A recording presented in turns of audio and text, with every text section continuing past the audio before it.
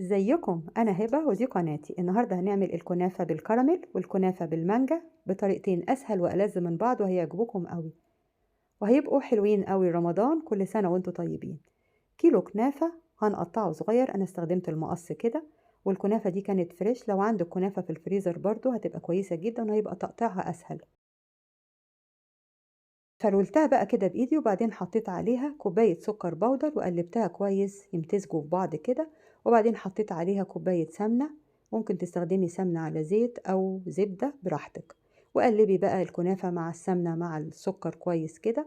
وبعدين جبت الصواني اللي هنستخدمها، انا استخدمت صواني بايركس، ممكن تستخدمي اي صواني براحتك.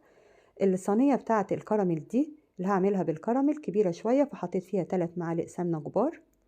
وحطيت بقى الكنافة كده وانا بحطها بفرولها، ويبقى ارتفاعها في الصينية واحد، ما يبقاش في حتة اعلى من التانية.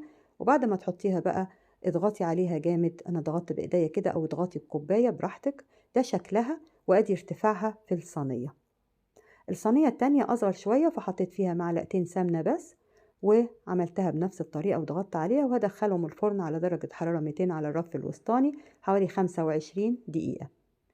الشربات بتاعنا 3 كوبايات سكر مع كوبايتين مية، وعلى النار لحد ما يغلي. وبعدين حطيت له عصير الليمونة، وبعد 5 دقايق حطيت الفانيليا ونزلته. كوباية سكر على النار، نار هادية، وبدأت أكرملها. وما تقلبيش إلا لما الحروف تتكرمل. بعد ما الحروف بقى تتكرمل تبدأي تقلبي كده وتدوبي بالسكر كويس، والنار تكون هادية، واللون يبقى بالدرجة دي كده، ما يبقاش أغمق من كده. بعد ما تكرمل حطيت له مكعب زبدة حوالي 30 جرام ودوبتها. وبعدين حطيت نص كوباية مية، بقى شكله كده ما تقلقيش، دوبيه كويس برضو. بعد ما يدوب خالص هنحط نص كوباية لبن معاها معلقة نشا واحدة، ونقلبهم كويس.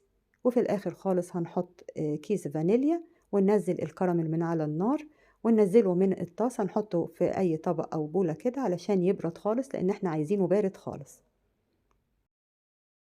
الكريمة بتاعتنا 150 جرام، عليهم كوباية لبن ساقع قوي، وبمضرب البيض على سرعة هادية، وبعدين نعلي السرعة لحد ما نوصل للقوام ده.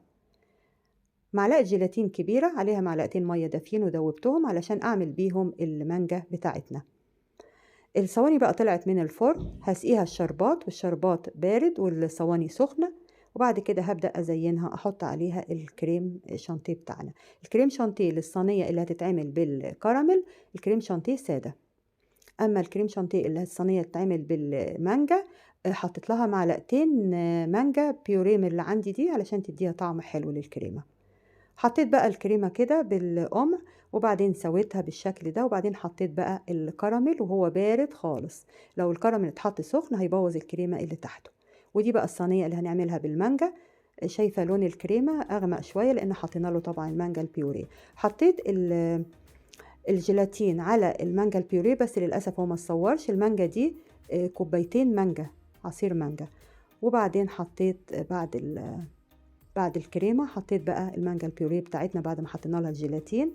واتبقى عندي بقى معلقتين من الكريمة، خففتهم بمعلقتين لبن، وبدأت أزين الوش بالطريقة دي وبالخشبة كده بالشكل ده. سهلة جدا ولذيذة وهتعجبكم جدا. ولو عجبتك اعملي لايك وشير واشتراك في القناة بتاعتي، وباي باي.